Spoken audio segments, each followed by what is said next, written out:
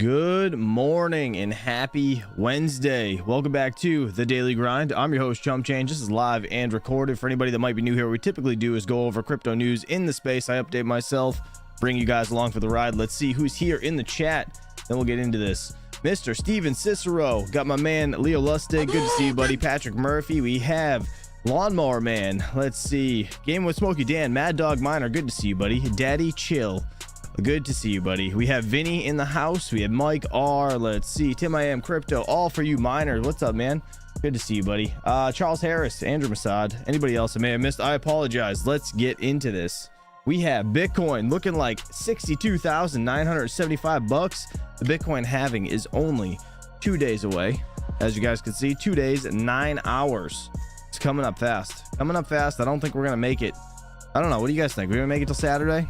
What do you guys think? It's gonna be Friday or Saturday. We're gonna have to see. Right now it says April 19th, so who knows? This obviously goes off block times, and yeah, things can adjust depending on how many miners stay on. Right now we have Ethereum $3,058. Solana is having a little bit of a up day at 135 bucks. Nothing to really be excited about. We have Caspa 11 cents, 11 and a half cents, just about. LTC at 78 bucks. ICP at 12 bucks. Let's see, nothing really else is popping out at me, to be honest. Everything looks kind of normal. ETC $25, XRP 49 cents. Yeah, everything's just kind of chugging along. Really stagnant since yesterday, basically. We have BCH, Bitcoin Cash, 466 bucks. This is crazy. This one's had a real pullback the last couple days, along with Bitcoin. Obviously this thing was over 700 bucks after its halving, because BCH did just go through a halving. All right, if you guys have any questions, obviously just at me in the chat. Good morning, Dan R and Dom G. Good to see you guys. Appreciate you for being here. We have on the day over here crypto bubbles. Let's see, biggest loser. What we got? Biggest loser is, looks like ENA, Athena, over here, ranked 64th, 93 cents. 93 cents, down 6.8% on the day. We have STX, which is Stacks, down 6.7%, $2.27. We have Conflux down 6.6% at 22 cents. BGB looks like it's up on the day. This is BitGet token, up 4.8%, $1.24. Renders down 5.3% today at $7.73. Still doing really well. I think Render is going to do really well. I don't know if you guys caught my video yesterday. I did a like 80% down or more video, and I think it's I think those coins truly have a good chance to have a nice pop up. We have Near up 3.7% on the day, $5.33. Pretty good, ranked 19th. Damn, that's ranked 19th out of top 100. Jeez, I didn't know that. Weird. Near protocol, interesting. All right, real quick flashbang. Let's see what we got. 67 on the Fear and Greed Index. This is a good thing. We're in the greed section now instead of extreme greed. This is what we needed. We need this chart to pull back. Again, this is a collective overall consensus of the market, YouTube, news, all that bullshit. This puts it all together and gives you like a, hey, here we are, and we need it to be under 75. This is my opinion. I think we are gonna see healthy growth hopefully after the halving. I don't know if we'll have a big sell-off. What do you guys think? You make videos, Crypto KJ? Listen, bruh, I want to hear it. All right, because I know you used to make videos. All right, CoinGecko, let's see top 10 coins over here. Well, first we'll look at the trending. We have non-playable coin, whatever this is, Brett and Gala. Brett's actually up, the other two are down. Weird. All right, top 10 coins by coin market cap over here on CoinGecko. We have Bitcoin, Ethereum, Tether, BNB, Solana, USDC, Lado Staked Ether, XRP, Dogecoin, and Toncoin in 10th place. I'm still shocked Ton has a $21.3 billion market cap. We have Cardano is in 11th. Again, this is one of my top coins for the 80% down gains to be made. I think easy 5 to 6x. Showed you guys time and time again, a little sneak peek of that video. I know you guys have been here for a while, most of you guys, but anybody that might be new, we typically do is just look at the max, right? Look at the max chart. Last run up 2017, 2021. Right now we're at 44 cents. 2021 bull run, we got up to $3.09. I think this is a pretty good safe bet in my opinion. Somewhat safe. Red blood in the streets, says Cedric. Yes sir, there is a lot of downside last couple days. I think it's just anticipation of the halving, to be honest. Let's see. He also used to do live streams. I wonder what happens. Came with Smoky Dan. Oh man, crazy. All right, we got Caspa 11.5 cents, just about. I think it's a good buying opportunity, but who knows? Who knows? As long as we don't go below, I guess, like down here, right? Below this low, we'll be all right. I think Caspa's doing fine. Everything's doing fine. What's the lithium looking like? Because I did notice something in the mining section. The lithium's up 3% today at $2.74. Not check out the 1 year. I mean, it's on a continuous climb, which is cool. They have new miners coming out, so we're gonna have to see what happens there. But let's get into the mining segment of things, and we will notice that the lithium gold shell box dropped down a peg, which is, to be honest, not surprising. But let's start at the top. You guys know, like, timestamp this just so we can go back and check out where we were like a year from now. We have the Bitmain Antminer KS5 Pro 21 terahash Caspa miner making $109 a day. We get the KS5 20 terahash unit making $103 a day. The lithium gold shell box, again, the $15,000 mini home box miner at 180 watts is making $96 a day. I think that is fantastic. It sucks it's under $100, but it also sucks that we're going to see this thing completely go down. It's going to continue to tank. There's no way it's going to hold up. No way.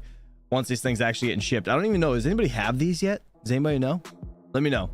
All right. We have the Ice River KS5L 12 terahash unit making $58.49. That thing is getting wrecked. Yeah, Alpha Mine, it's going to be bad. It's going to be bad. It's going to turn into the KS0. Like, the KS0 was great at the beginning.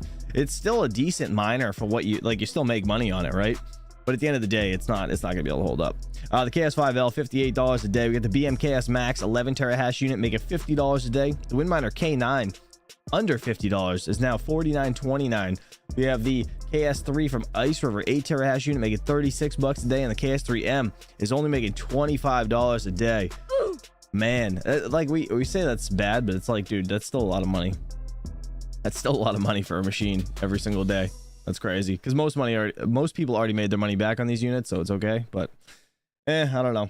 All right, so we got the Bitmain Antminer KS7. Sorry, let's do the 63 terahash unit first, making $14 a day, and the 58 terahash unit is making $13. Not too bad. The L7, they are actually coming out with a L9. I don't know if there's any information on this thing yet on the L9, as in hash rate and wattage and all that. That's like true and not just hearsay. But the 9050, the one I got down at Terra Hosting, is still making $12 a day at 10 cents kilowatt hour. If you guys have a high electric rate like me, definitely recommend getting your stuff hosted. I don't care where you do it, but it's worth it. So if you're interested in Terra Hosting, go check it out. It's down in the description below. We got the Ice River KS2 2 terahash unit making $8.23 a day. Where's my S19K Pro right here? Mining Digibyte is more profitable than Bitcoin again. Man, $5.47 a day. Interesting. Let's get into this one real quick.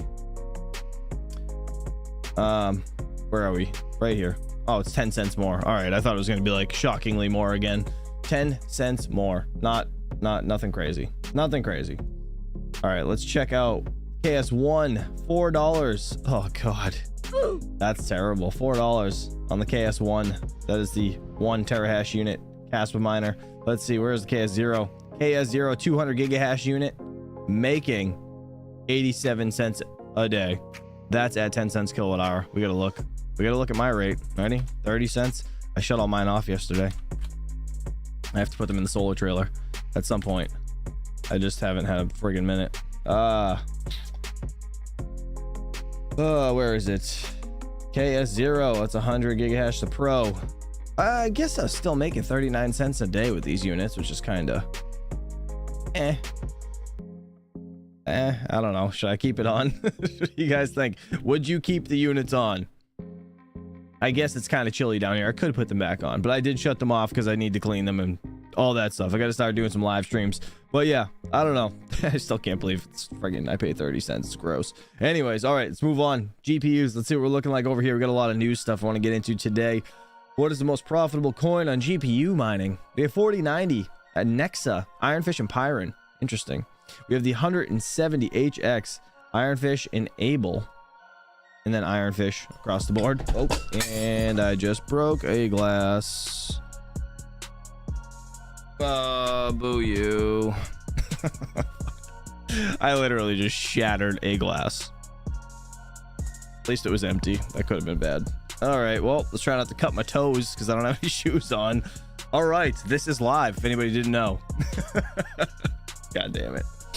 Anyways, no, it wasn't a sound effect. That was me pushing. I don't even know what I was doing. My hand just went crazy and just fuck that cup. That's what just happened. Oh my god. Anyways, Ironfish Graham, Ironfish Casper Classic. We got Chlor and Nexa. God damn it. God damn it. All right, real quick, let's see what Nexa's at because I haven't looked at Nexa in a while. I'm totally gonna step on a piece of glass. It's gonna be terrible. All right, we got, let's see, 5 decimals back, right? That's how you do this. Like, I guess 5 decimals after a penny. Is that how that goes? I don't even know. Let's see the max chart. This coin, I don't know where this is gonna go. Nexa really for me is like a who knows. Yeah, no, the problem is I need a bigger desk, and that's why I'm making a bigger desk for the studio, and I just I don't know. Yeah, I don't know. God damn it. Is what it is. All right, I'm done with this stuff. Let's check out the events calendar and new coins quick, and then we're gonna move on to the new stuff. We got AVS, Aves, is that how you say it? I don't know how to say that. 37 hours from now, going through a halving, 2.85 to 1.42. You got Radiant in 51 hours. Oh, the Radiant halving's coming up. We totally forgot about that. 50,000 to 25,000 coins. Nexa is a scam, says Yusuf. 60 hours, guys. Look at this. Bitcoin. Perfect. 60 hours from now, going through a halving. 6.25 to 3.125. You guys know this is a big deal. Giant deal. Octaspace, didn't mean to click on that, is going through halving in 7 days, or actually, sorry, a block reduction, which is it's like a 5th inning, right? That's going through. And then obviously Keva Coin, Pyron, ETC in 42 days. This one also looking forward to. The other ones I don't really care about, but Bitcoin's coming up quick, guys. Coming up quick. All right, new coins. Let's see. Nothing new. It's a meme coin, or it's a meme. SHA-256 meme coin, which is interesting, at least for me. I never really noticed meme coins on SHA-256. It could just be me, but I don't know. It's kind of neat. We're gonna see what happens after the Bitcoin halving. All right, let's move on, guys, to the mining segment. Let's get off the mining segment, get to the news segment of things. We have Galaxy Digital CEO Mike Novogratz on Bitcoin. Let's see what he has to say over here. Yeah, let's do it. Hit that like button, guys. Appreciate you for hanging out. Meantime, Bitcoin slightly higher this morning. Right now, you're at $62,878. This is coming following Iran's attack on Israel that sent the cryptocurrency lower. Joining us in an exclusive interview this morning is Galaxy Digital CEO Mike Novogratz. Mike, it's great to see you. We've been talking about it now for the last 2 days and even over the weekend. What precipitated this drop and how folks should think about Bitcoin specifically in the context of being either a safe haven or a hedge against inflation or whatever you think the thesis is for Bitcoin at a time where it has not held up in the midst of at what you would have thought would have been the moment that it would have? Well, listen, you can always look with really myopic eyes at price action and try to read too much into it. The reality is Bitcoin is, started the year at 42,000 and we're at 62,000. So it's one of the best performing assets. Saturday, Iran attacks Israel. The only asset that's open is Bitcoin. People are very long risk assets in general, stocks, crypto, other things. And so the natural reaction is to go to the safe. And safe is still globally dollars and T-bills, right? You're seeing the dollar rally. The other bigger... But isn't the dollar not supposed to be safe? Isn't the whole point of Bitcoin that the dollar is not safe? Well, listen, in time it isn't, right? I mean, look what we're doing now. We're going to vote today to spend more money on wars, right? President Biden is slipping in more money around the Supreme Court to pay off student loans. We have... Well, that may be, but the point is that it appears that when things are bad and people are scared, they buy dollars. So when things are bad and people are scared, people with leverage want less leverage. And so they take where they have leverage and they sell it. It's why stocks are going to look at the NASDAQ chart. It does not look good. right? The Nasdaq's had an yes, amazing. But the whole point of Bitcoin, and we could roll tapes of you and I having conversations for the last 5 or 8 or more years about this, is that it's not supposed to be correlated. That's the whole point of this exercise. Listen, Andrew, there's not one asset in the world that is not correlated all the time, right? What happens is portfolios grow, and then a new piece of information comes up, and fund managers, retail accounts want to have less risk, not more risk. And when something has gone from 40 to 70, there's a lot of risk built into it. There's a lot of leverage built into it. And you can see it with the meme coin phenomena. You can see it with other cryptos. Lots of money pours in and animal spirits take over. And so you've got to wash out those animal spirits. It doesn't invalidate this overall thesis. Can you tell from the flows how much of this selling is a function of folks who were actually selling the underlying Bitcoins directly versus those who were playing in this new world called the Bitcoin ETF? I think very little in the ETF, right? Most of the ETF buyers are buying for the first time, and they're putting it away as a part of their portfolio allocation. And so you've got, these 9 companies out there selling Bitcoin to new investors in lots of ways. And so I think most of those are hodlers. You look, though, like this ecosystem has been around since 2009, and really in earnest since 2017. There are tons of ways you can get leverage in crypto, and that leverage builds up when people feel good about the space, and then it gets whacked. And so you saw over $1 billion of liquidations on Saturday night. That's retail people who have leverage bets on crypto exchanges that get wiped out, right? It's not big hedge funds coming in and selling on Saturday night, or institutional investors coming in and selling on Saturday. All right, I made it back just in time. Sorry, I had to disappear for a minute, so I didn't hear anything he said, so I'm glad. Hopefully that was good. Was that a good interview? You guys let me know. All right, let's move on. We have breaking down Bitcoin's upcoming halving event. Let's see what they got to say over here on CNBC television. Let's do it. With me tonight, CNBC.com crypto reporter Tanea McKeel. So break down for us how this works, like the halving. Who actually sees the impact of that? You're going to see it in the price, maybe not next week when it happens, but certainly over time. So this is going to be a little bit technical, but I think the thing here is whether you are trying to understand why Bitcoin is such a novel deflationary asset or you're just following the price action, this is going to tell you a lot. So you laid it out perfectly. It happens about every 4 years. 210,000 blocks, this is based on transactions. So transactions get posted in blocks to the public ledger, that is the blockchain.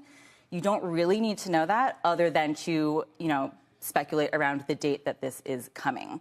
You guys imagine being around then, January 2009. Was anybody here then?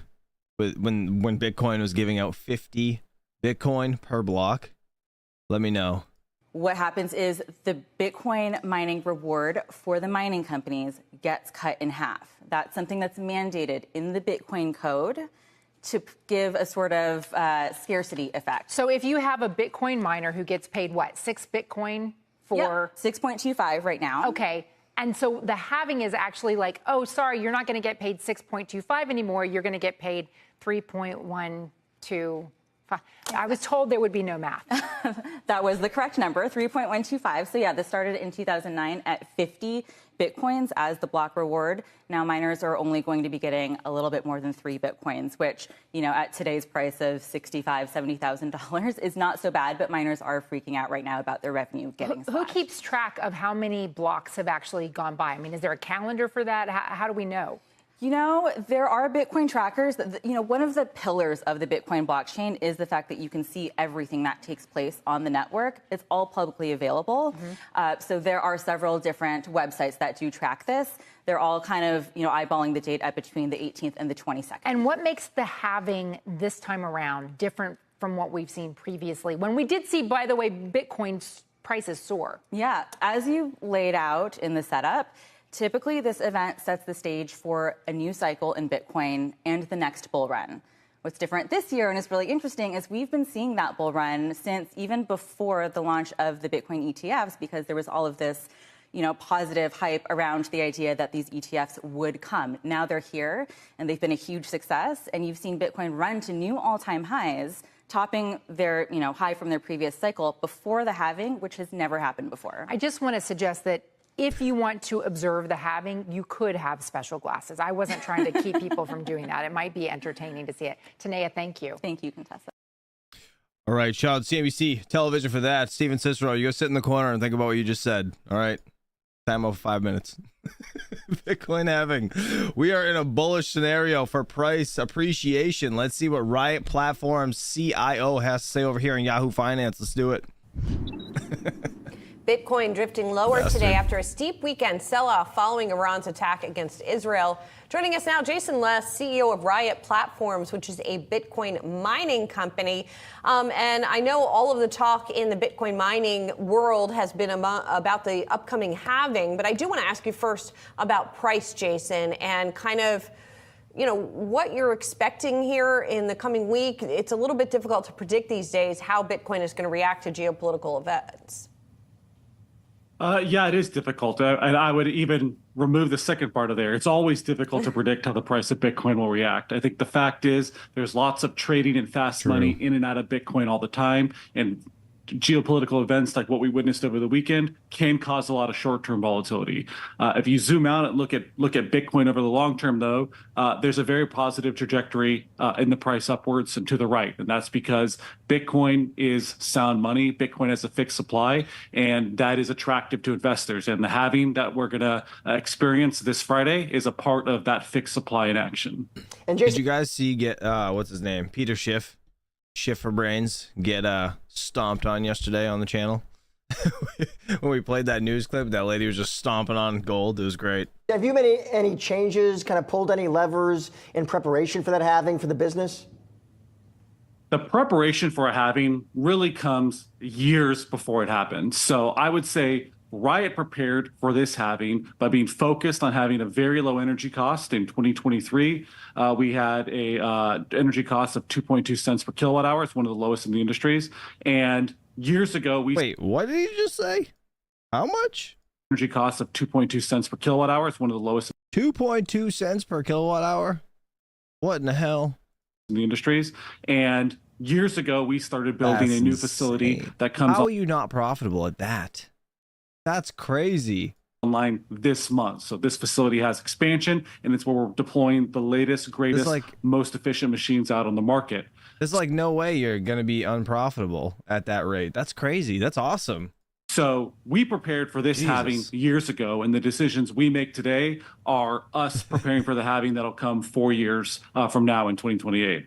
Jason, help explain this to us, because when the halving happens, the amount of Bitcoin you will get for mining each Bitcoin will be about half what it is right now. And there is a limit that is half what it has been in terms of the amount of Bitcoin you can mine per day. How does that not just simply cut your revenue in half? Well, it does. Well, it immediately does cut revenue in half for miners. So it's always a rough patch of volatility that we go through.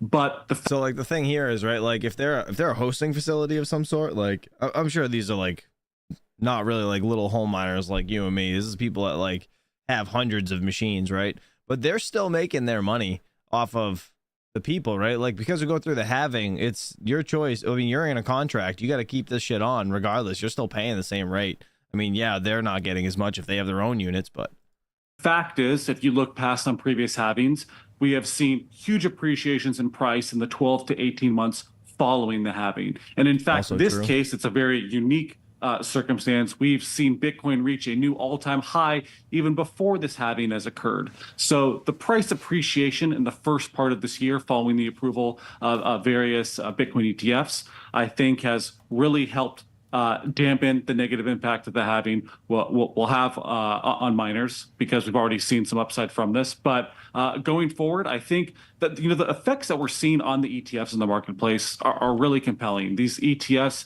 you put Grayscale Bitcoin Trust aside, we've seen net inflows of about $27 billion in the 3 or so months since these ETFs have approved.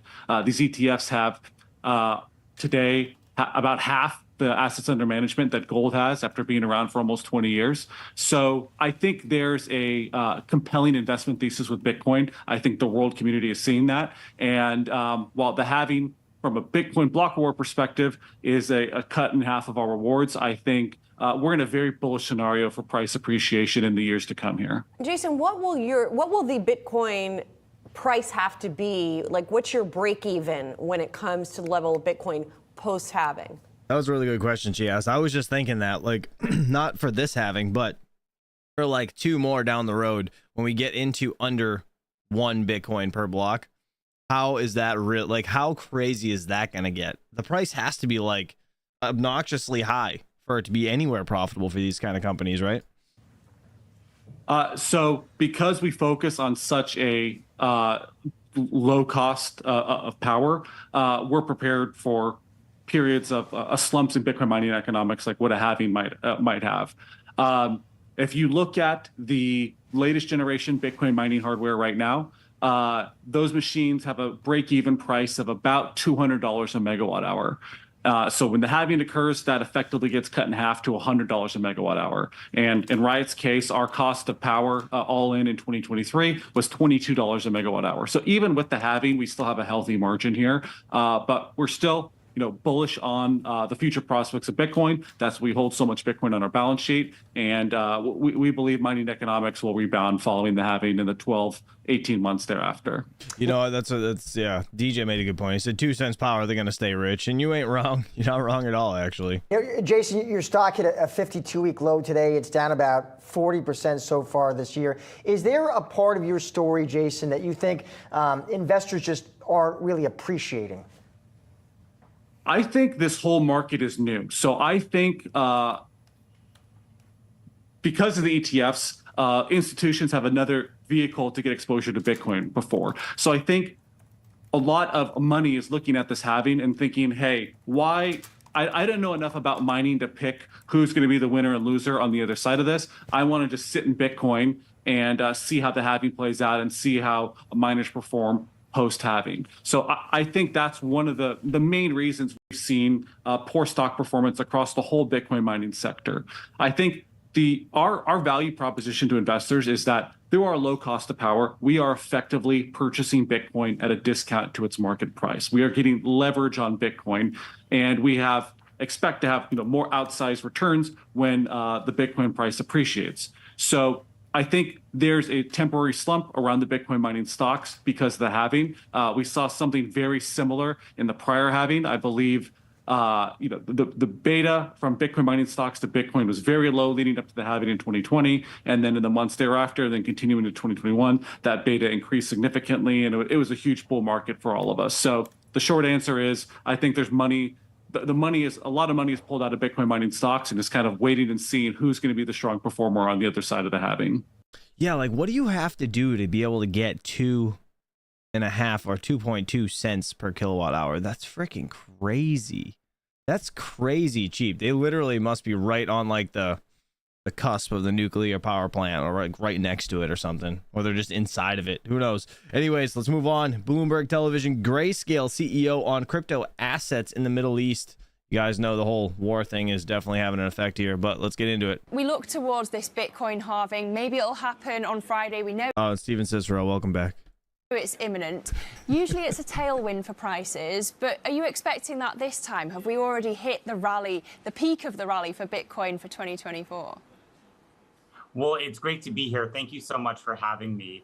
I think for a lot of investors, especially this Bitcoin halving, it's a little bit different this time around. And I really say that because I think it's really a function of who and how many investors are involved in the crypto ecosystem as compared to other halvings. So for a lot of investors, this has been a really important milestone for them to really revisit the fundamentals of Bitcoin. The fact that the overall cap of the Bitcoin token supply issuance will only reach 21 million tokens. On average, new Bitcoin are mined about every 10 minutes, so new Bitcoin coming into circulation. And about every 4 years, that supply gets cut in half. So Bitcoin today, there's about 19 plus million tokens in circulation. It'll take about the next 120 years for the remaining, 2 or so million Bitcoins to come online. And every time we come up to one of these halving events, it really does come back to the fundamentals of supply and demand. If demand for this asset is continuing to increase, but the supply is slowing down, historically, that has been a tailwind for Bitcoin prices. So we're just a couple of days away from this next Bitcoin halving. So I think a lot of investors are eagerly anticipating to see what the market reaction will be. Oh, that's cool. Look at this. That's where that's crazy, where it was at 50 and then dropped down to 25. And that's a cool little chart of the Bitcoin halving and the price of Bitcoin. That's neat. That's really neat. That's a cool chart. I like that a lot, actually. Real quick, Retro Mike said, my residential rate is 5.1 cents. That's the cheapest non-negotiable rate I know of in the U.S. Retro Mike, what? You only pay 5.1 cents? Where do you live? That's insane. That's awesome. And good you for can you. see on the screen historically what's happened to Bitcoin's price, as you've seen I like the this chart a lot. halving previously. But as we approach this halving, Michael, are you spending more on marketing? Well, I think certainly it's been a really great opportunity to educate investors. At Grayscale, having been around for the last decade, we've been through, several Bitcoin halvings. We've been through all different types of market cycles. And, now that some of the world's largest, asset managers, some of the world's largest and most influential investors are now eagerly and publicly involved in the crypto space, it really has shifted the dynamics and the narratives around crypto. And so as an organization, we certainly lead with an education first mentality. And that does include, marketing to new investors, new audiences. I'm joining you today from Dubai, where we're meeting with, new investors, making new friends, and ultimately learning about just how much progress has been made around crypto assets here in the Middle East. Well, in that education, as you put it, are you targeting a particular demographic? And I'm thinking of any particular age ranges. Well, I think that's one of the most exciting features about Bitcoin, particularly in this type of climate where there's, not a full sense of assurances about, in the US, for example, when rate cuts may take place, what economic growth may look like in the US and other markets as well. Bitcoin and other crypto assets may mean things to different types of investors. So whether they look at it as a store of value, as a means to, make payments or move value around the world, or even just as a new technology investment. And so I do think that it does hit across multiple demographics and investors of different sizes. Okay, and you've got demand for the US Bitcoin ETFs markedly moderating in recent days. Do you think that pattern's going to continue? Well, I think when I zoom out and I look at the last few months, spot Bitcoin ETFs in the US were only introduced at the very, very beginning of the year. And so in the crypto world, what is about 3.5 months is in the real world about a full year of time. So it feels like they've been around for quite some time, but it's actually still a very new market. When we think about who is involved in Bitcoin ETFs today, it's still a relatively small audience. And so I think we're just at the end of that first phase of adoption before we start to see Bitcoin ETFs being adopted into model portfolios, making their way onto wealth management platforms, and ultimately being made available to a wider audience of investors. And to reach that audience, what are you offering to compete with your rivals? When do you expect your fees to come down? Because if I'm right, they're some of the highest. Yeah, well, so the Grayscale Bitcoin Trust, ticker GBTC, is the world's largest Bitcoin ETF, and we've been around since 2013. When I look at how the product has matured over time, for many investors, it's been a fantastic investment. It's returned over 49,000% since inception, making it the best performing publicly traded investment product. But our focus on Grayscale, isn't just stopping with GBTC. It's about continuing to expand our product family. We recently filed for the introduction of another spot Bitcoin ETF, the Grayscale Bitcoin Mini Trust. So pending regulatory approval. What? Bitcoin Mini Trust? The hell is that? vehicles, we'll be able to have multiple products in market to allow really investors to, meet them where they are in their crypto journey, and ultimately have different products for different investors with different strategies. What? That's some dumb-ish. So, Michael, if you won't tell me when the fees are coming down, what else do you plan to do to stem the outflows? Well, we're continuing to focus on our investor base. A lot of them are not only looking at Bitcoin or having kind of that core allocation, but they're also looking to diversify across the asset class. We recently introduced a new framework for investors, the grayscale crypto sectors, that really are allowing investors to take a more holistic view of the asset class and understand differentiation amongst crypto assets, different use cases, different addressable markets. And so we're seeing a proclivity amongst them to want to not only hold on to assets like GBTC, but also move into other crypto assets that Grayscale offers. Just in terms of regulation, do you expect the SEC to approve options on spot Bitcoin ETFs? And if so, when? I really appreciate this question, Lizzie, because this is a really important topic. The SEC approved Bitcoin futures ETFs, and I believe it was only a day later that options were made available on Bitcoin futures ETFs. It took a couple years later before the SEC ultimately approved spot Bitcoin ETFs, and even though they've been in market now for 3.5 months, we still do not have listed options on spot Bitcoin ETFs. This is a really important feature that investors want and they deserve. This can help investors to manage their positions, manage risk. Ultimately, I do believe that the SEC should be approving these so that they're once again not in a position to be treating spot Bitcoin ETFs disparately from Bitcoin futures-based ETFs. All right, shout out to Bloomberg Television for that. Dan R., you're the worst friend on the planet. Yeah, hon, I broke a glass. He's ratting me out in the chat. Might as well just rat myself out. That's the worst friends ever. All right. I didn't mean it. God. Crypto World, CNBC. Let's move on to this. Bitcoin briefly drops below 62,000 as economic and geopolitical pressures loom. Guys, that like button. Appreciate you for hanging out. Let's do it. Today, Bitcoin and Ether slide more than 4% as economic and geopolitical pressures loom. Binance US adds a former New York Fed official to its board. What? And OKX just launched a layer 2 with the help of Polygon. We talked to OKX's Haider Rafiq about the rollout. A New York Fed official or former joins Binance? What? Welcome to CNBC's Crypto World. I'm Talia Kaplan. The crypto market under pressure as treasury yields are on the rise and geopolitical tensions remain high. By noon Eastern, Bitcoin tumbled to the $61,000 level for the first time since early March. Ether took a nearly 5% hit, trading just above $3,000, and Polygon's Matic token slumped more than 5%. Okay, let's talk about the top stories. Binance US just added a former New York Fed official to its board of directors. Martin Grant served at the bank for more than 30 years, including 17 years as the chief compliance and ethics officer. Currently, he works at JST Digital, a financial services firm that specializes in digital assets, as its global head of regulatory affairs and integrity. Now, Binance US says Grant will help oversee financial reporting processes and internal controls. Grant joins the board in the midst of regulatory headwinds for both Binance US and its parent company.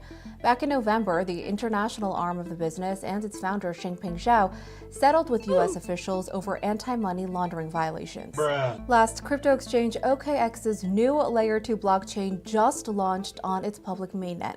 XLayer is a ZK-powered Layer 2 built with Polygon's Chain Development Kit, a set of open-source software tools to help developers build their own chains on Ethereum.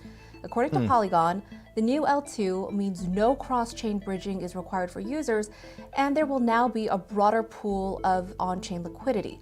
On top of that, developers for the OKX community will have a better experience building dApps. Now, this comes as other major crypto exchanges like Coinbase have pursued their own Layer 2 networks in recent months. According to CoinMarketCap, OKX is the fourth largest crypto exchange, following Binance, Coinbase, and Bybit. All right, sticking with OKX for our main story, I spoke with the crypto exchange's chief marketing officer, Haider Rafiq, about XLayer and the upcoming halving, which is just days away. Big announcement from OKX today with the crypto exchange launching its new Layer 2 blockchain. Now, of course, you're not alone, as other crypto exchanges have pursued their own Layer 2 networks, with Coinbase launching its base blockchain in August. But why was it important for OKX to take this step, and why do you think other exchanges are also taking action in this regard? It all starts with the consumer behavior. If you look at the on-chain activity now, it's about 11 times more than what it was 3 years ago. We are one of the largest venues in the world for crypto. And for us, we feel a duty, an obligation to the industry to streamline things. And I think one of the ways we've been streamlining things is creating more interoperability between different networks, layer 1s and layer 2s. But I think one step below that is us introducing our own layer 2, which helps accelerate more developers coming in and building dApps on chain. But also it makes it cheaper for end users, for consumers to interact with on-chain activity without breaking their bank. So our fees, our mission is to really make sure that the fees remain really low comparatively to the other L1s out there in the market. Does anybody own OKB? Let me know in the chat, or Polygon. Now, switching gears, the widely anticipated Bitcoin halving is just days away, and the key technical event reduces the number of new Bitcoin entering the network each day, which means tighter supply. Now, historically, the halving has set the stage for Bitcoin's next bull cycle. This time around, we saw a rally leading up to the halving with things like the launch of spot Bitcoin ETFs in the US in the mix. What do you expect will happen to Bitcoin's price following the halving? Will we see a rally like we did following past halvings? Only Elastic says OKB sounds like a boy band name. Big Matic fan says Retro Mike. Yeah, you know what? I've heard good things about Matic. I need to look into it a little more, to be honest. Well, if I think there are two ways to look at this. One is we bet on the historicals. If we bet on the historicals, then that segment of people would anticipate later at the end of this year, or maybe going into 2025, we actually see the real bull run, post halving. The other school of thought is maybe the price is already baked in. And there's a lot of increasing institutional demand. If you look at the Bitcoin holding now, there's more institutions holding it than retail.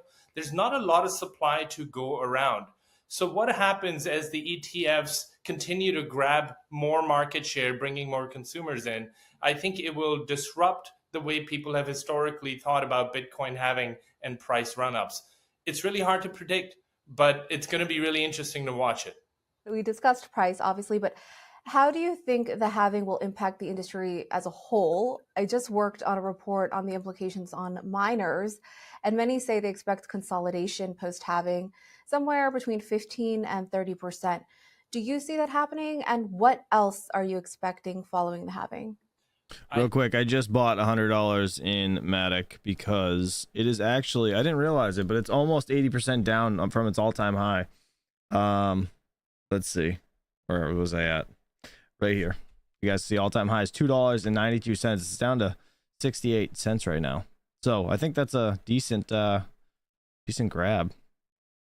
Actually had a good run up on 2021.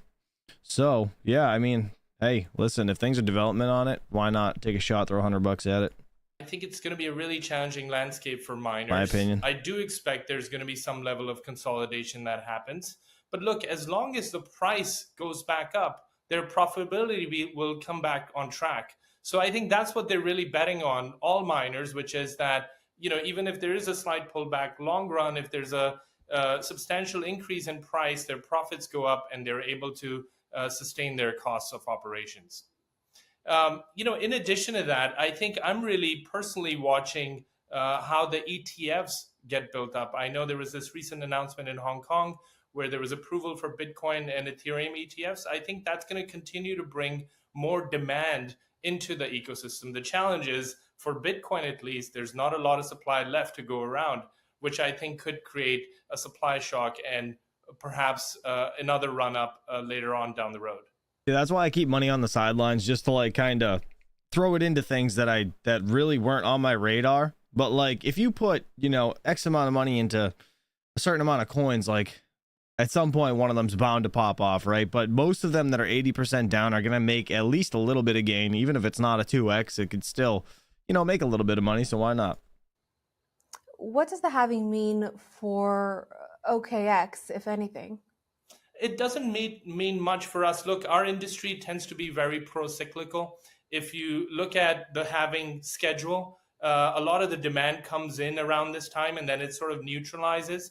So for us, what it really means is making sure our systems are robust, they're working properly, our trading systems, our matching systems, our overall Web3 technology is seamless. I think that's the big role that we play as the second largest venue in the world. Let's focus on prices for a second. Bitcoin dropped to the $61,000 level as of noon and over the weekend tumbled due to rising tensions in the Middle East. Now, this comes just 1 month after Bitcoin hit a new all-time high above $73,000. So how do you explain what's going on with prices right now? What have you noticed on your crypto exchange? Have you been seeing a lot of selling pressure recently? And if so, what do you attribute that to? I think when the price dropped, I tweeted something, just very instinctively, something like Bitcoin is the only asset that prices the world in real time. I think the markets were closed, but we were able to see what would happen to the markets when they would open on Monday, at least on the traditional side of things. So I think Bitcoin can play a really important role in the real-time signal as it relates to world politics or any big event that happens. Now, on our platform, the demand is somewhat stable. It's not that we're coming into this week and the demand has started to soften down. Prices were high last week. They were crawling back up above 70,000. We saw more traders getting into the marketplace. But generally speaking, we have a flat market coming into this week. Now, we're hearing a lot about this growing narrative around the utility and real-world applications being built on top of crypto. What are you paying attention to right now in that regard? What has caught your attention? So we do have an investment arm called OKX Ventures, and they recently published a report about the trends that we're at least paying attention to. So recently we invested in 5 companies. We think there's a potential for AI and crypto to see a very significant convergence in the coming years. But for that convergence to happen, that fundamental foundational layer needs to be developed. A lot of the infrastructure needs to be developed. So the 5 investments we have made recently are all infrastructure data plays with the hope that we can be a significant contributor in building up that foundation so developers can come in and really take advantage of the accelerating AI development along with cryptonomics. Okay, that's all for Crypto World. All right, shout out to Crypto World, CNBC Television for that. And Mr. Crypto KJ put this in the chat. Look at this. It's only a matter of time. Bitmain Antminer AL3 8 terahashes announced, which is an 8 terahash unit. I got a message from a regular supplier about the Antminer AL3 8 terahash unit. Machines will deliver in June. The Gold Shell AL box is 360 gigahashes, and the Bitmain Antminer AL3 is 8,000. What is the math on that? Let's see. Hold on. Let's do the math on it real quick. 8,000 divided by 360. There's 22 of those machines. Hold on. Hold the phone. Hold the phone. That would be 22. What? Is that right? Is that right? Hold on. Hold on. AL. Hold on. Where are we? Oh, AL box. 103. It's the top of the charts now. $103 for this one. 103. What? $2,200 a day? That's not right. Would that be right? Please tell me. Did I do the math right there? Is that correct? Is that what that thing's projected to make? That shit's gonna be like $500,000. What? Is that right? Did I do that math? Is that right? I don't know. It doesn't say how many watts. And I can't read Chinese or whatever this is. I can't read that.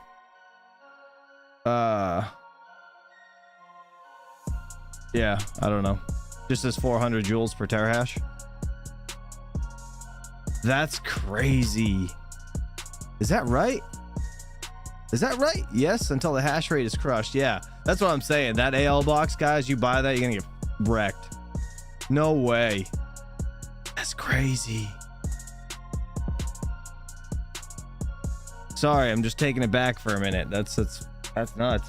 That's absolutely nuts. Anyways, all right, let's move on to the videos. I only got one today. This is kind of a long one from Mr. Crypto Zombie.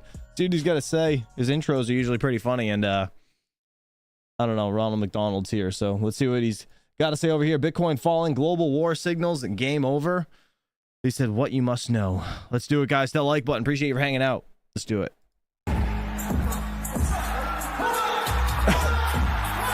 Some new AI shit. I had to turn this down. It's loud as hell. What is happening?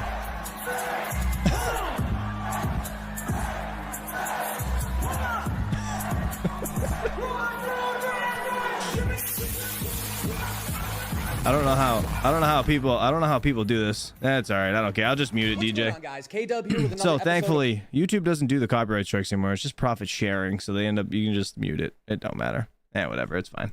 Crypto Zombie, welcome back to the channel. Hope you're having a great day today. Now, Bitcoin, obviously, we have the halving coming up in about 3 days. And yet, if we have a look right here, we have price falling, right? Now, why is the price falling? Well, there's actually a few different reasons. Some people are attributing this to the geopolitical tension. Others are saying maybe it is a, sell the news event for the halving. But realistically, the halving in and of itself has never really been the actual bullish moment, right? In fact, a lot of halvings have been quite lackluster. It's more of what happens after the halving that has been the really explosive moves for Bitcoin. But what I want to talk about today is what is actually going on with the Bitcoin price, right? Some people are saying it's the geopolitical tension that's happening right now. There's also some other factors in play. And what I wanted to do realistically was just have a look at what Bitcoin is doing. I want to go over a few events that are happening as well, and also discuss what we could possibly see moving forward. Are we actually due for that major correction, right? Because we really haven't seen a major correction for Bitcoin in about a year and a half. It's pretty much been up only, right? So I want to go over real quick. I don't want to cut him off too much, but Retro Mike said a Lithium network reduces the block reward when there is a massive influx of hash rate on the network. The addition to difficulty adjustment, block reward will also be less. That's crazy. So like, I wonder how bad a Lithium is going to be affected. And this is one of the things I was like saying on Saturday Night Live. We were kind of all talking about it. I understand they have things going for them, like ecosystem wise, and like there's actually users on it and all that stuff versus like Caspa. But do you guys think that Caspa is going to have well, I mean, Lithium is going to have like a worse outcome when it comes to these miners. Like Caspa's held up very well with miners on their algorithm and stuff, right? Road Puts, thanks for being a member for 27 months, man. 27. He said, already time flies when you're having fun, dude. Appreciate you, buddy. Thank you for being a member of the channel. But yeah, I don't know what's going to happen with Lithium. Makes me nervous. Some key levels, and keep in mind, guys, this is not like, if the price changes in the next day or in the next couple days. This is more of a midterm outlook of where Bitcoin could be in this cycle and what we could be expecting. So I want to have, if you want to look at the shorter term right here, basically, Bitcoin was in this pennant formation. We had a little bit of a fake out, and we did fall to the downside. Now, keep in mind, if we come over and have a look real quick at Bitcoin and these drawdowns, if we have a look basically from the bottom right here, Bitcoin has been putting in pretty much consistently around 20% drawdowns, right? We have a 23% here. This one right here was about a 21%. This one from here to bottom was about another 21%.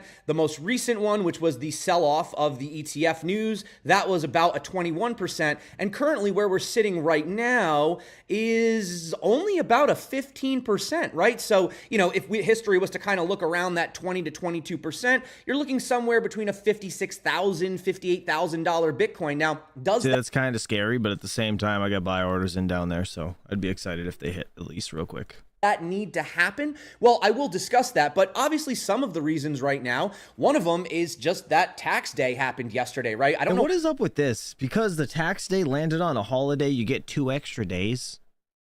Like what? I thought it was always the 15th. Okay, I understand it landed on a holiday, so you got to do it the next day. But like, why did they give you to the 17th? I don't understand. Did somebody explain this to me? I don't know why this says Wednesday, April 17th. Maybe I'm confused because tax day was definitely yesterday.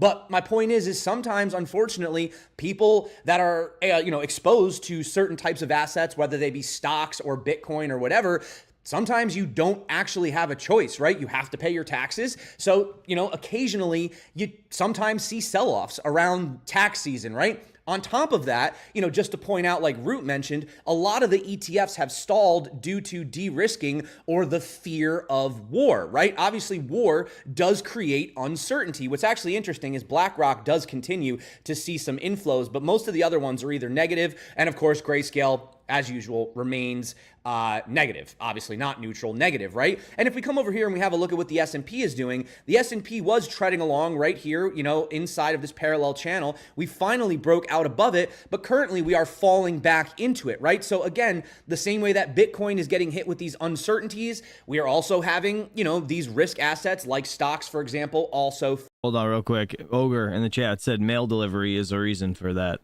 People still file their taxes through the mail? I thought it was like all online now. I guess I'm a millennial. I don't know.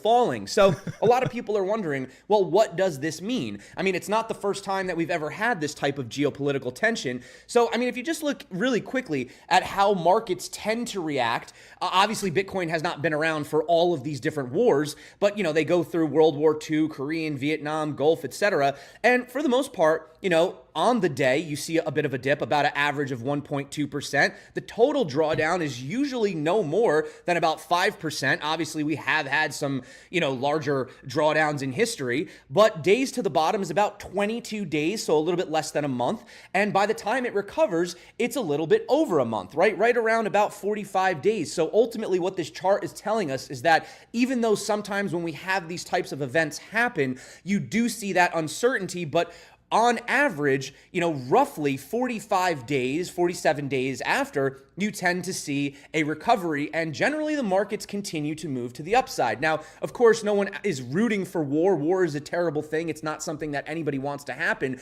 but realistically, yeah, it's awful. It's absolutely awful what's going on. If that's the main concern right now, then ultimately they don't tend to last very long, right? Eventually the markets readjust, they reevaluate the situation, and they realize that, okay, I guess things aren't as bad as we thought they were. And of course, I'm not oversimplifying that war isn't bad. I'm just statistically trying to point out, what tends to happen in these types of situations. And even like Not Grubel's pointed out, if you look at the Bitcoin price chart right here, this is October 8th, the day that they had the original attacks on Israel. And you could see there was a little bit of uncertainty, but then the markets did, in fact, continue to just move to the upside. So we're going to talk about all this today. I'm going to show you my sort of midterm areas of where we could see the Bitcoin price going. And honestly, these, in my opinion, would be buy the dip opportunities. If you're dollar cost averaging, that's great. But, these are the realistic levels that we could pay attention to. And what's actually crazy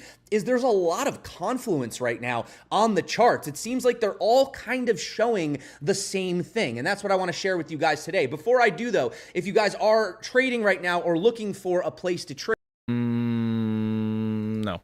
And then let me get into everything that's going on. So the Hong Kong Bitcoin ETFs did get approved. They also approved Ethereum as well. But what's interesting is that they are settling this in kind. So, like Matt points out, that means that they have to actually have the spot Bitcoin to settle. They don't want to settle in dollars, yuan, renminbi, all this, right? Now, for example, what we're doing right now, thanks to the SEC, for example, because they want to settle it in cash, everything right now in the ETFs in the United States are settled in cash. Now, they do have to hold the spot Bitcoin. So that means if there is demand, they do have to buy it. Right? So that would technically, theoretically be good for price.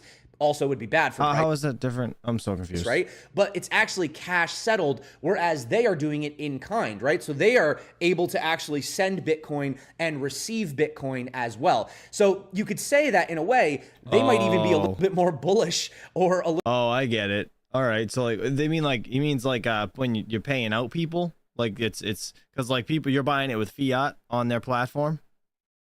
Is that what they're getting at? So like people over in Hong Kong or whatever are buying the Bitcoin ETF over there and they're getting paid out in the Bitcoin instead of cash. Is that what he's getting at?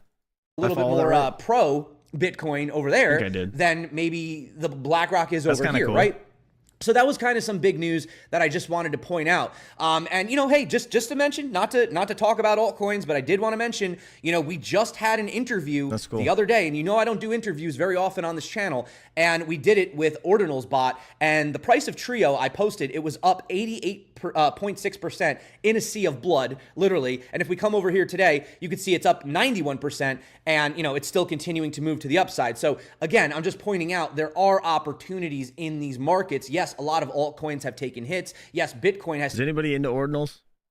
Let me know. Taken a hit, but you know, these are projects that I believe are going to really shine. Get back to Bitcoin because that is sort of the big coin, right? That's the daddy that everybody's looking at, the granddaddy. I haven't watched this video yet, so I don't know what he talks about here, but sorry for the shills. So like Jelly points out, it's kind of playing out similar to 2014 to 2018. And you know, when you do approach these all-time highs, you generally don't blast right through them. This is just a fact. In all previous instances, we've consolidated around the previous all-time high, you know, give or take around sort of a month to a month and a half, right? It's not common that you just slice through it like butter. And I know what you're saying. Well, we already did put in a new all-time high. We did, but we really didn't hold above it, right? So it's still showing us that we can't quite break above that resistance. Now, once we do break above that resistance, it tends to be freaking incredible, and that's usually when you see the massive, insane gains for the bull market. But again, a lot of people want the price to go up. You know, we all want the price to go up, but then it's also a bittersweet moment where it's like you kind of wish that you had an opportunity to buy cheap one last time. Bitcoin usually doesn't provide that opportunity, but potentially due to the circumstances unfolding today, this could be a possibility. And also, guys, just so you know, I wanted to get this video out because I am supposed to catch a flight to Dubai for Token 2049. So I what in the hell? Dude's going to Dubai. That's sick. Mr. Crypto Frank, thank you so much for the $19.99 super chat. He said for skipping the ads and plugs every day for us, dude. I appreciate that. Thank you very much. All these guys, actually, YouTubers, they're like, listen, like, I get it, right? We don't get paid much on YouTube, to be honest, like if anybody doesn't know. So I understand the advertisements and stuff. Like I get it, but yeah, I'll try to spare you guys as much as I can. Wanted to get this out because I don't know when I'm going to have another video. So let's really assess the situation right now, right? So we've been having these 20 to 22% drawdowns. In the previous cycles, we've had up to 30 to 40%. We haven't seen that yet. And if we have a look at this parabolic trend, this is the same trend that we had Kevin Svensson on the channel. He was discussing, you know, we still have not really broken it. Obviously, it depends on where you put your, you know, where you move. It's perfect that DJ popped up right when the chart was on here going up. This parabolic trend. For me personally, I'm just keeping it on, you know, touching these major levels. And, you know, if Bitcoin was to fall straight down today, that puts us really seriously right here at around the $56,600 level. So, you know, you may not want to see the price go down to that level, but it could be a buy the dip opportunity, which I do believe it would be in this cycle, because again, there's nothing on the indicators that are saying that this run is over. There's nothing that I've seen. I mean, maybe you've seen something that is saying that this run is over. It's just possibly a little bit of a cycle correction, right? The same way that we had the S&P in a parallel channel. You know, we had Bitcoin having a little bit of a bear trap down here. And you could say that maybe this is a temporary bull trap up here, right? And it's insane how these levels work out, because if I zoom in, you could see perfect retest down here. And again, you know, if you're day trading this, these are great levels to trade, right? You bounce right off the heart line, you hit the top of the resistance, you come back down here. Now, this doesn't, you know, make out of the question that we could come down here, because you can also expand these levels too. This is actually really cool, guys. Check this out. So if you actually just expand these levels, I'm not going to move the angle. I'm just going to pull this down, you know, sort of to the bottom here. I'm going to pull this up to the top here to the, you know, look at that. Look at that confluence, guys. It's still hanging around these areas, you know? So, you know, could Bitcoin fall straight down here? That's kind of possible, but the reality is you're generally not going to see this happen, right? What you're going to see is, you know, something like this, maybe bounce up, fake out, retest. You know, we come over here and then set in a base, you know, somewhere like there. Maybe we come back down to this cluster right here. And if we keep on moving forward with the confluence, you could see that we have been hitting these areas, right? We had the point 236 that I believe we should have hit the last cycle. And moving into the current cycle, where are we at? Well, if we look at where about the 0.786 is on this cycle, That puts Bitcoin at around $57,428. Now remember, this is not immediate. This is not saying this is going to happen tomorrow. It's not even saying that it's going to happen. It's just saying if you have a midterm outlook and you assume that we're having a correction, the most likely area that Bitcoin wants to fall is the 0.786 is around 57,428. You know, could it dip lower? I don't think that's unrealistic. 57,000, that's really not unrealistic. The 0.618 down here is coming in at around 48,468. Is that possible? Yes. Is it likely? At the moment, not really. Not that likely. But we have to play, we have to play it by ear. We have to see how it goes. Falling below that would be a big problem. Like if we see Bitcoin fall below 48,004 and hold there for several weeks, then we have a serious issue, and then we're going to have to change, all of our outlooks on this channel. But right now, we're not there yet. There's no reason to panic. That's talking about something that has not even happened yet, right? The most likely area, according to this, is a nice retest, potential healthy retrace at around 57,400. Now that is according to the Fibonacci retracements, right? If you want to have a look at these moving averages, you could see that generally in bull markets, once we get above these, we have these golden crosses.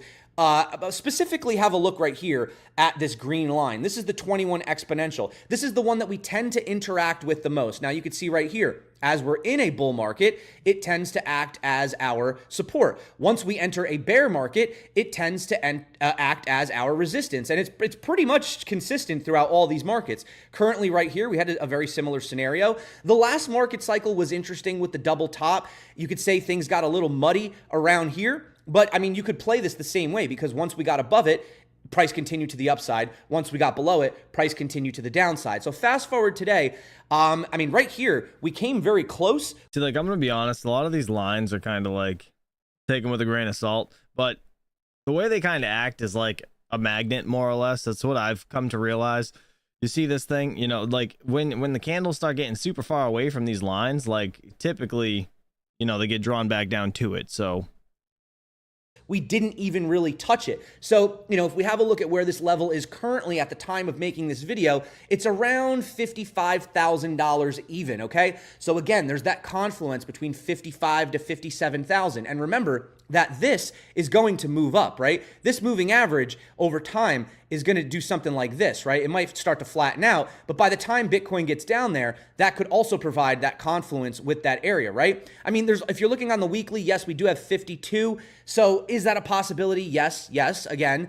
But, falling below ultimately the $50,000 area is where you'd want to start worrying. And I've talked about the similarities in this pi cycle indicator. This doesn't necessarily mean that history has to play out exactly the way that it does, because that's just not reality. They rhyme, but they don't repeat exactly. But as you could see down here, we were doing a very similar thing where we were having this constructive pattern being held down, though, by resistance for about 4 weeks. Now, if we come over here, we've been held down, if you want to count this one, 1, 2, 3, 4, 5, 6, 7 so far, 8 weeks, actually. So about 2 months. So we've doubled it, right? There's always that theory about maybe it's a lengthening cycle, things are different. But generally, once you start putting in that base and you have these moving averages starting to converge, you really don't tend to go below that. So, and I'm not making these numbers up. You guys can see right here. Look right here in the corner. I don't know if you guys could see that. The bottom of this is sitting at around $55,000. So I think you guys can understand where I'm going here. I'm not saying we're going to go to 55,000, 56, 7,000, but I am saying that that's where a lot of these indicators are lining up. And if you were hoping for that drawdown, over 20%, that may be the area to pay attention to. Because if we kind of just zoom in, let's just see where that would be from top to bottom, coming down to that area, that's about a 25% drawdown, right? In that area. So, maybe we're not going to get the 30%. Maybe we get the 25%. But again, there's no denying that we are consistently putting in, just to draw sort of a quick trend line right here, we are still putting in this constructive pattern. I mean, yeah, could we come all the way down here? Possibly. Would it still... Would you guys buy more if it went down there, or would you guys be freaking out? Be real. Don't be like, oh, yeah, I definitely buy, because for a fact you guys would be a little bit worried. All right, so be honest. Would you yeet in with a lot, or would you just a little. Let me know. What do you guys think? How much would you put in if it went down to like 40, high 30s? It'll be bullish. Technically, yes. But if we get a larger drawdown, like one of those 40%, 50%, that will probably play back into the 4-year cycle. And then it would kind of just say, hey guys, maybe we just kind of front ran this a little too fast. We got a little too excited before the halving, and we're probably going to end up with the typical 4-year cycle. If we do continue on these 20% to 30% drawdowns like we've been having at these levels, that may suggest a slightly shortened cycle, or there's the possibility of a mid-cycle correction, right? Where you could have this crazy 50% crash. Everybody thinks the market's over, and then we actually extend longer than most people think. But for the most part, just to summarize, the areas to look for Bitcoin to ultimately, but I'm not going to call a bottom because you don't really know, but the area you would look for is around the $55,000 to $58,000 area, with the possibility of a wick, right? You could have Mr. DJ Mines, thanks for being a member for 15 months, dude. You're insane. Perfect. Stop paying YouTube. You don't have to be a member. I appreciate you. Those liquidations cascades where you do have a big wick that comes down, and then everyone's like, oh my goodness, Bitcoin did go below 48,000. Now we're in bearish territory, only to then close that wick, back above the level by the end of the week, right? You can have a lot of things that happen on the daily, but you want to have a look at the larger picture, right? And like Rect Capital pointed out, if we are looking at it based on these previous standard halving cycles with a lot of... Oh, he gets into the gold.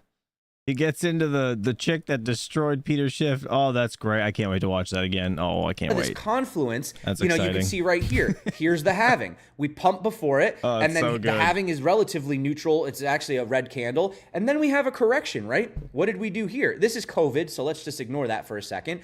But, it's not like we instantly pumped. The halving had a green month, but then we had a red month following that, right? Not as extreme of a correction. But then, either way, yes, we have our dip, we have our buy the dip opportunity, and then Bitcoin pumps, right? Same thing here. We have our opportunity, and then Bitcoin pumps. So, you can see we're having this red... He kind of skipped over the 2021 one. That wasn't really the same. Candle.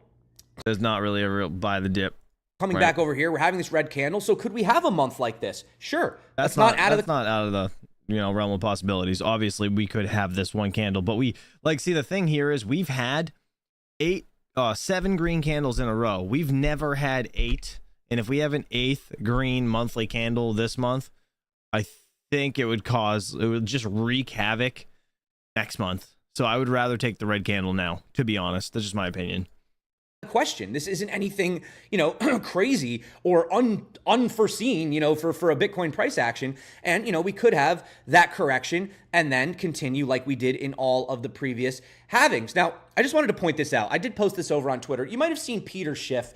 He's been super excited about the fact that gold is doing well and all these other, things are falling. But let's just really break down what this guy is celebrating. So I know I omitted the x-axis. I should have kept it on here so you guys could see the dates. But the actual bars are the same. You can see I drew them out here. So Peter Schiff is saying buyers who believe in digital version of gold must ask themselves why gold is up 1.9% today, recording its highest closing price ever, while Bitcoin ETFs are down 5%. Well, guys, if we go all the way back here, okay, in 12 and a half years, gold is up 26.4%, which by the way, it actually went into almost 9 years of being underwater. So that means, yes, it had an all-time high, and then all of these investors that had to sit underwater for 9 years, and keep in mind, this isn't even including inflation.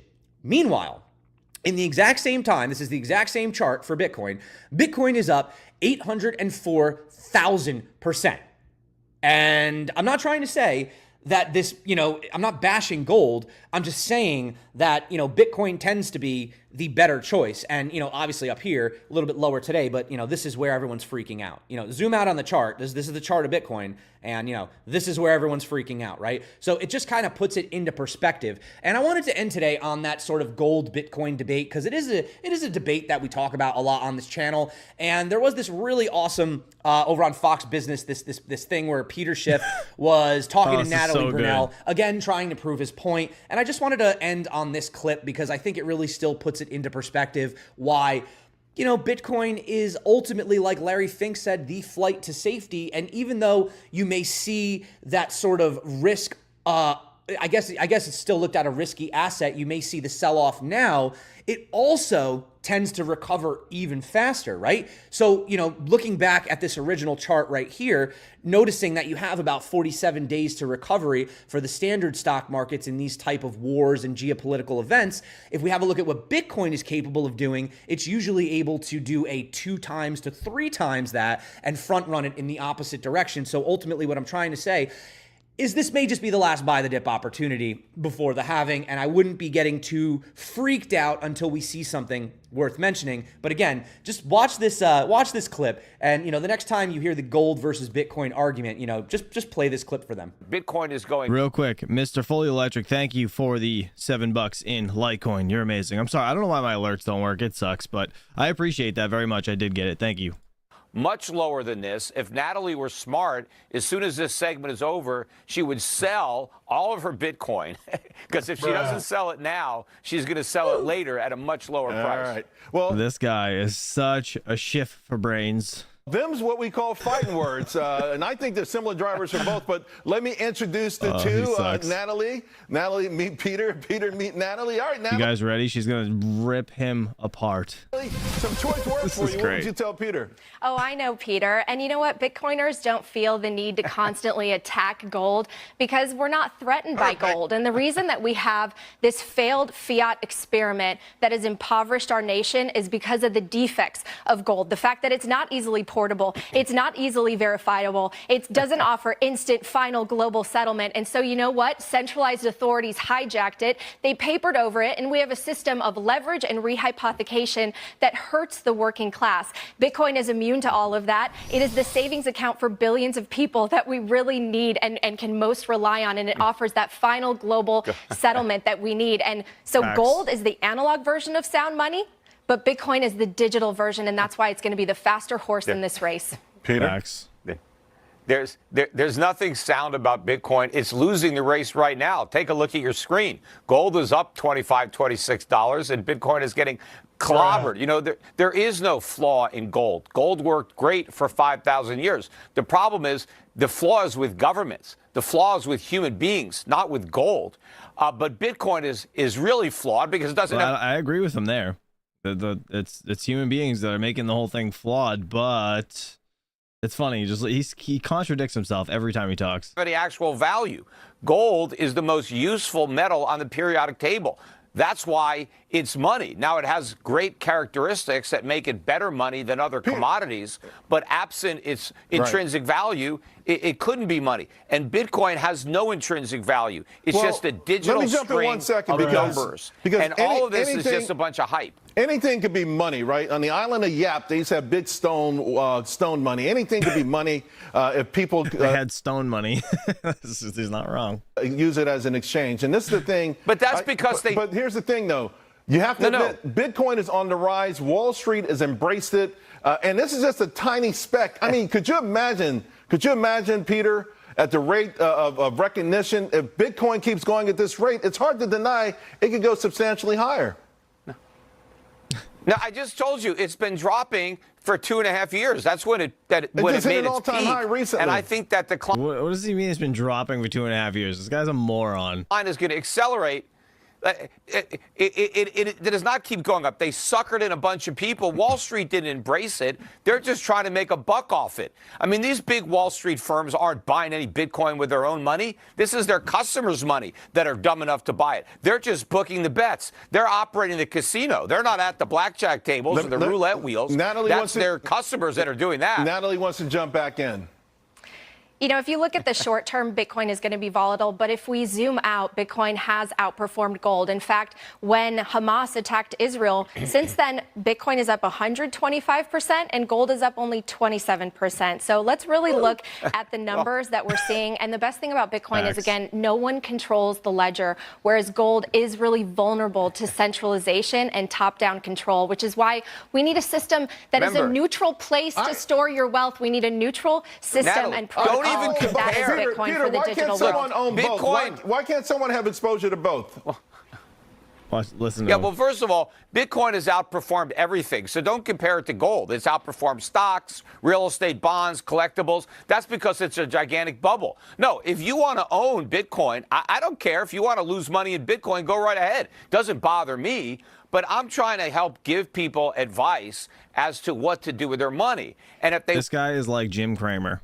want to have an investment portfolio, Bitcoin has no part in it.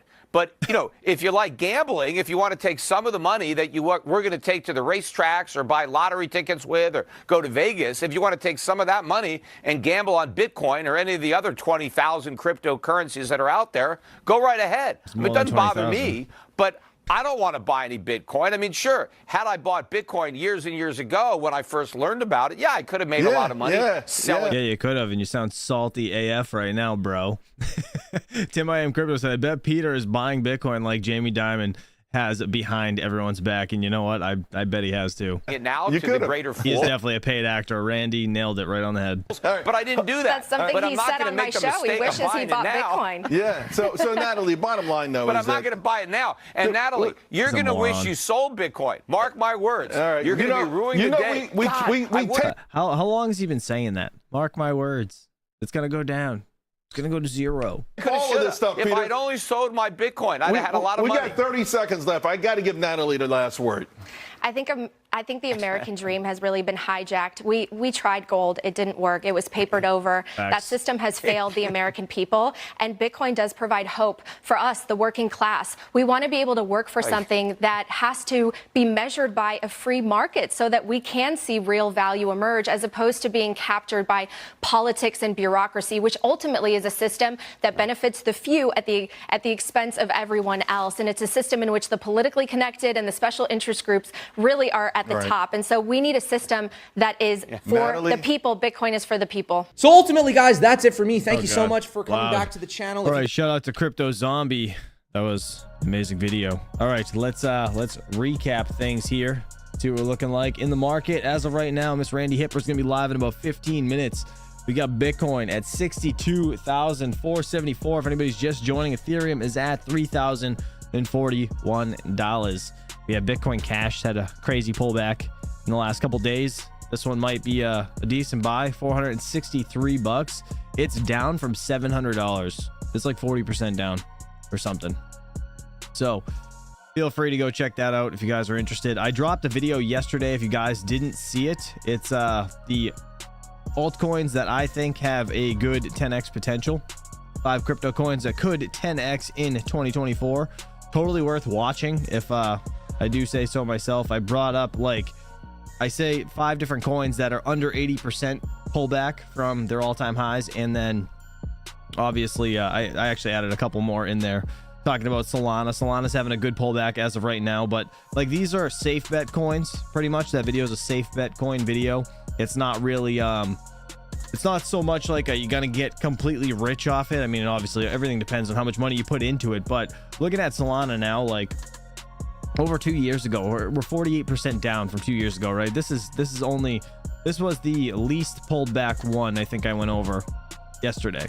But $259. I think this one is gonna go, I think it's gonna reach new all-time high, probably closer to 500 if I had to guess. Everything's building on it. It just went through like a meme coin mania. I don't know if that's gonna continue. I mean, we're gonna have to see. They just need to fix their issues they've been having. So hopefully the new upgrades and stuff have fixed the issues here. But coins like ADA, I brought up in that video, again, 44 cents. I brought it up at the beginning of this video as well. This live stream rather. 2017, we had a big run up here. It was like what, $1.18, right? 2021, I think it was $3 and something. What was it? $3.09, and it's down 85%. I think this is a safe bet because each bull run every 4 years it tends to pop, right? So I'm wondering, we're gonna see what happens on this one, but I think this is kind of a safe bet. And I don't have a big bag. I only got like $1,000, maybe $1,500 in Cardano. Not too much, but I think it's gonna be a safe bet, my opinion. All right, anyways, guys, yeah, don't sleep on Sol. I would not sleep on that. Litecoin's actually a good purchase too. I actually brought up Litecoin. This is actually down 80%, 81 as of right now. $410 is all-time high. If you look at the overall max chart peaks, I mean, it doesn't rip past its all-time highs, right? But it still does get into the, you know, hundreds of dollars, right? It was $400 is actually the all-time high. It's actually, so it should be up here, but yeah, 410 bucks, 81% down. So this is like a safe bet coin, my opinion. Most places that accept Bitcoin accept Litecoin. It's just, you know, Litecoin's tried and true. Been one of the ones lingering in the top 20 forever, or even just in the top 100, just say, right? Top 100 coins typically aren't going to be disappearing, but I mean, except for the meme coins, those could definitely disappear. Whereas WIF, speaking of meme coins, $2.47, it's down 27% in 7 days, only 1.1% today. But man, it's crazy.